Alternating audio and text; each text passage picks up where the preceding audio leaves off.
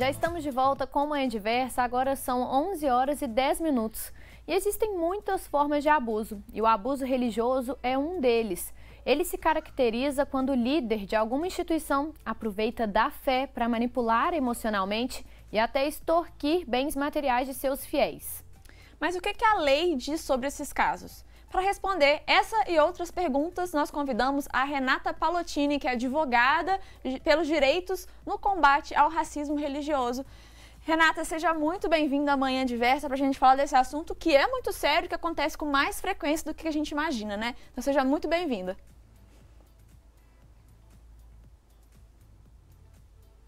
Olá, bom dia a todas as pessoas. Olá, Mariana e Roberta. Eu agradeço pelo convite e agradeço a todas as pessoas que estão aqui, que nos assistem.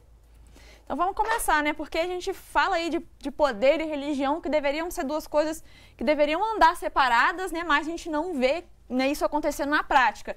Inclusive, né, a história do mundo aí, ela tem várias ocasiões em que isso aconteceu. Por exemplo, recentemente, né? No ano 2000, por exemplo, que havia aí um suposto fim do mundo chegando e isso acabou rendendo aí a venda de muita salvação de almas, muitas pessoas pagando aí para serem salvas depois do fim do mundo, né?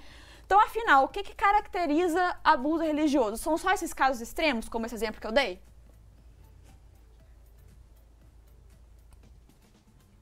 Olha, na verdade, antes a gente falar de abuso, é importante a gente fazer algumas considerações sobre o que é o poder religioso. O poder religioso, ele tem uma capacidade de orientar, de condicionar, de determinar o comportamento humano. Ele exerce uma influência direta na subjetividade do sujeito. Então, a pessoa, o indivíduo, o sujeito passa a interpretar o mundo através da doutrina religiosa que ele escolhe. Então, o abuso é exatamente o uso dessa influência direta, desse tamanho influência no indivíduo, para condicionar esse indivíduo a fazer determinada tarefa ou determinado comportamento a fim de influenciar a vida desse indivíduo.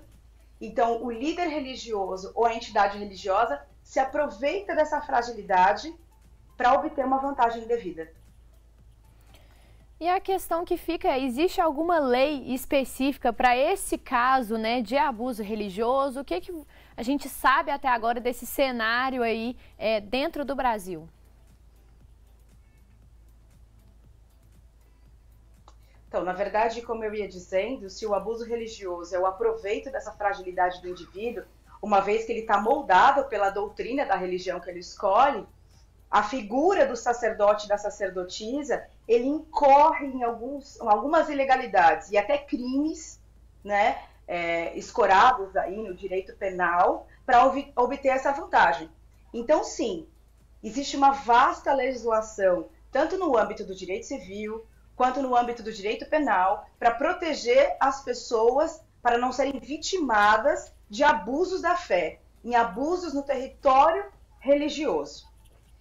E quando você me pergunta como eu vejo esse cenário do abuso religioso, desse poder, desse abuso de poder no Brasil, eu acredito que ainda há muito por se fazer, porque o Brasil é um país estruturalmente desigual. Então eu preciso levar em consideração as questões de raça, as questões de classe, as questões de gênero. Então, se eu estou falando de um abuso de poder, imagina se esse sujeito vitimado é uma mulher. Se essa vantagem indevida incorre em crime de violação sexual mediante fraude. Você entende os entraves e as dificuldades que essa vítima tem de procurar o acesso à justiça? De ter algum respaldo do Poder Judiciário, enfim, para se proteger? Então, eu acho que o Brasil ainda tem muito por se fazer, ainda há uma série de legislações que precisam ser feitas para que as pessoas possam se sentir devidamente protegidas dos abusos da fé. A gente sabe que existem pessoas mal intencionadas em todos os lugares, né? E muitas vezes essas pessoas realmente elas se protegem atrás da posição delas enquanto figuras líderes religiosos, né? Pessoas que são líderes religiosos se aproveitam dessa posição, são pessoas mal intencionadas que podem estar em qualquer lugar, né? E a gente está falando aqui de líder religioso de qualquer religião, né? Não estamos entrando especificamente em uma. Mas agora vamos falar da posição do fiel, né? Até onde o fiel ele tem livre-arbítrio para doar o que ele quiser, ou até onde isso existe um limite, talvez, estipulado nisso, né? Como entender aí, afinal de contas, né? Como que a pessoa pode ver, identificar que ela está sendo vítima de algo que está indo além de talvez o que seria o livre-arbítrio dela como fiel de estar ali fazendo uma doação, por exemplo?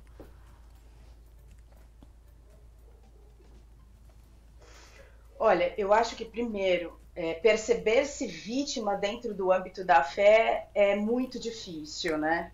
Quiçá, eu acho que ela pode nem ser percebida muitas vezes. Mais uma vez, porque a doutrina religiosa influencia diretamente na subjetividade do sujeito. Então, para o indivíduo, ele está praticando atos de acordo com a sua doutrina religiosa. Então, é muito difícil se perceber vítima nesses casos. Ao passo que a pessoa se percebe vítima, ela precisa entender que há limites legais nesse tocante específico da doação. A doação patrimonial ela não pode ser universal. Segundo o Código Civil, no artigo 548, há uma anulação de qualquer doação de bens patrimoniais totais. Então, a gente já tem uma lei civil que protege o indivíduo desse tipo de prática para fins religiosos, né? Além disso, há uma quantidade muito vasta de decisões dos tribunais brasileiros que já obrigam entidades religiosas a devolver o patrimônio para aquele que doou, uma vez que há um vício aí nesse ato jurídico da doação. E qual é o vício? O vício de consentimento. Não há uma livre vontade da pessoa em doar todo o seu patrimônio para determinada entidade religiosa. Ela está condicionada à vontade divina, ou ela está condicionada a receber determinadas bênçãos divinas, ou até ela pode estar com medo de, se não doar, ela está descumprindo a vontade de Deus, ou ela pode não ser ungida por determinada entidade religiosa. Então, o Poder Judiciário já entende esses vícios no ato da doação. Então, sim, há limites para essa prática. Com certeza, e é meio complicado, né, entender até onde a pessoa realmente ela quer doar, quer fazer o seu ato de caridade, até onde se vai comprometer, por exemplo, a estabilidade dela financeira. Então, a gente fica aí nessa linha tênue realmente, né, e eu acho que isso deve dificultar um pouco na hora de entender se essa pessoa está realmente ultrapassando esse limite. E esse ano é um ano de eleição, e aí também é importante a gente puxar esse gancho, já que no período eleitoral a gente precisa ficar ainda mais atento com esse assunto do abuso religioso, já que existe também, né, assédio moral, compra de votos. Cada vez mais é comum a gente ver líderes aí religiosos entrando para o mundo da política. O que a gente deve ficar atento então e como fiscalizar isso?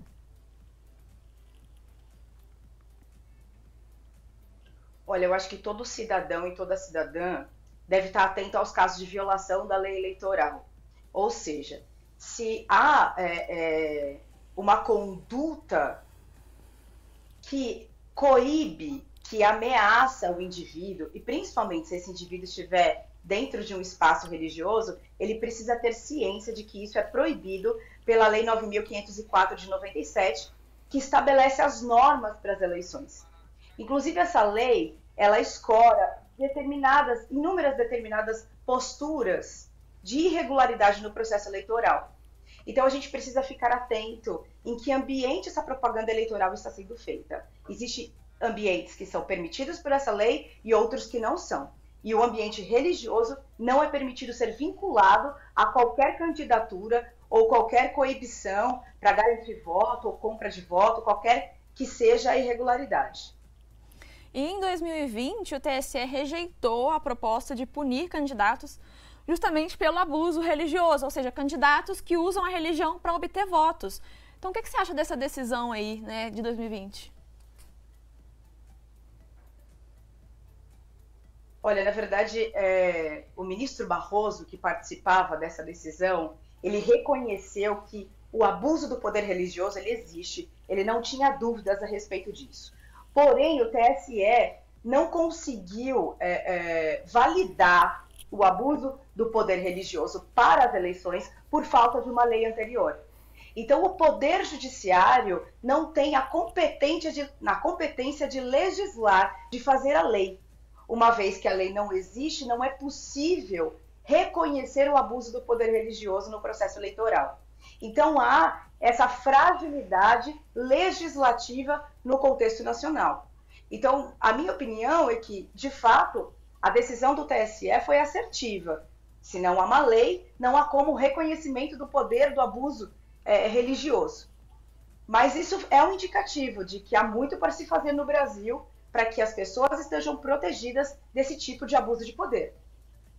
E, Renata, você já falou um pouco sobre o caso das mulheres, né? E agora a gente vai entrar justamente nisso, no grande número de condenações por crimes sexuais, a quantidade de pessoas disposta a revelar, né, que sofreu um abuso, é ainda um pouco mistério para a gente, porque muitas dessas mulheres, elas não conseguem, né, reunir forças, enfim, para denunciar. Recentemente, inclusive, explodiu no Brasil alguns casos, como o do médium João de Deus, que realmente ganhou uma repercussão aí muito grande na mídia. O mais grave é que, segundo o Ministério Público de São Paulo, apenas 10% das vítimas formalizaram uma denúncia. Por que isso acontece? É por falta de apoio? Quais as dificuldades essas mulheres encontram na hora de tentar fazer esse abuso, fazer essa denúncia de abuso? Olha, eu acho que no primeiro momento a gente pode imaginar as questões psicológicas, as violências psicológicas, além da violência sexual que é sofrida aí no ambiente da fé. Por que eu me refiro a uma violência psicológica? Porque é muito difícil a vítima primeiro entender-se enquanto vítima. É difícil entender que aquele líder religioso, em quem ela depositou a confiança, de quem ela depositou, inclusive, uma esperança de cura, a violentou. Então, esse reconhecimento, em primeira medida, já é difícil de acontecer. Em segundo, a vítima, em algum momento, ela se sente culpada pelo ocorrido. Então, a gente precisa deixar muito claro aqui para todas as pessoas que nos ouvem que a vítima está num lugar de não responsabilidade. Independente do que ela fizesse, o crime aconteceria, porque a responsabilidade está na pessoa do criminoso, está na pessoa da liderança religiosa. Então, esses são os entraves iniciais, primeiros. Depois, a gente vai ter que enfrentar toda uma estrutura da sociedade civil e do Poder Judiciário que está basilada no machismo, né? Nessa desigualdade de gênero entre homens e mulheres. Uma mulher, inclusive, que sofre violência sexual mediante fraude, como é difícil ela denunciar alguém que tem notoriedade pública, que é uma autoridade naquele nicho religioso. Quem vai acreditar nela? Então, ela tem todo esse contexto, esse cenário que dificulta essa denúncia. Então, essas considerações precisam ser levadas em análise, né? Quando a gente identifica, por exemplo, essa questão do João de Deus, que apenas 10% das vítimas formalizaram uma denúncia. Há todos esses entraves que o próprio machismo na sociedade civil e no Poder Judiciário colocam essa barreira para essa vítima. Fora isso, as vítimas precisam saber que o Poder Judiciário utiliza como prova principal a sua fala, porque o juiz e a juíza que vai julgar esse caso sabe que esses crimes de violência social não têm testemunha, não há testemunha ocular. Eles são feitos e são praticados nos bastidores. Então isso precisa ser levado em consideração, para que a vítima não tenha medo de denunciar, uma vez que ela não tem provas robustas, além da sua palavra, dos crimes que ela foi violentada. Isso aí é uma verdade quando a gente fala de qualquer tipo de abuso, seja no meio religioso, seja dentro de casa, enfim, né? Essa é uma realidade aí que cerca as vítimas de abuso sexual e de outros tipos de abuso em qualquer ambiente. Quando a gente fala do ambiente religioso, tem aí uma camada a mais por cima disso tudo, que é o fato de ser geralmente uma figura que é respeitada, que às vezes até mesmo adorada pelas pessoas que estão ali ao redor, então realmente dificulta ainda mais, né? E aí, né, fica aí a importância de denunciar, seja casos de crimes sexuais ou não, qualquer tipo de abuso religioso. Então, afinal, como denunciar? Olha, eu acredito que a primeira medida é ir até uma delegacia de polícia, né? E é preciso reforçar, o Poder Judiciário nem sempre está pronto a atender essas vítimas, preparado a atender essas vítimas. Se houver alguma posição do delegado de polícia ou de qualquer agente da polícia investigativa que convença essa vítima de não realizar o boletim de ocorrência, a vítima, além da delegacia de polícia, ela tem o Ministério Público local que pode receber diretamente essa denúncia. Então é fundamental recorrer a esses dois poderes para que essa denúncia possa ser realizada, para que o processo investigativo ocorra, para que esse cidadão, esse criminoso, seja de fato responsabilizado pela sua atitude, pelo crime que cometeu. E Renata, como o Arthur bem disse, essa foi uma pauta que foi sugestão dele, ele me passou o seu Instagram e eu vi que o seu Instagram é cheio de material realmente voltado, né, para esse assunto. Então, assim, eu acho que informação é a chave de qualquer coisa. Então, fica aí o convite para você também passar para o pessoal de casa que quer saber um pouco mais sobre esse tema do abuso religioso, passar no seu Instagram, talvez materiais aí de apoio e agradecer de antemão a sua participação aqui hoje.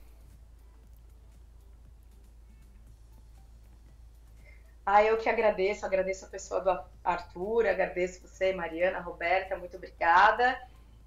Bom, nas redes sociais eu estou pelo meu nome, R. Palottini.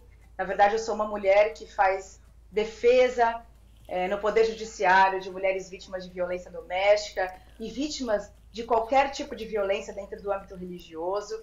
Eu sou uma mulher também de religião de matriz africana, portanto faço parte de uma diretoria de um coletivo chamado Terreiro Resiste, que tem o escopo de garantir a liberdade religiosa de todas as pessoas. E é isso, agradeço mais uma vez a todas as pessoas que nos escutam e qualquer dúvida, angústia, as pessoas podem me contatar pela minha rede social, eu estou à disposição para esclarecer na medida que for possível. Renata, muito obrigada mais uma vez e fica aí então o convite para o pessoal de casa saber mais sobre o assunto. E você aí de casa não sai daí porque no próximo bloco tem resenha esportiva com Gabriela Utterbach. Não sai daí que é já já.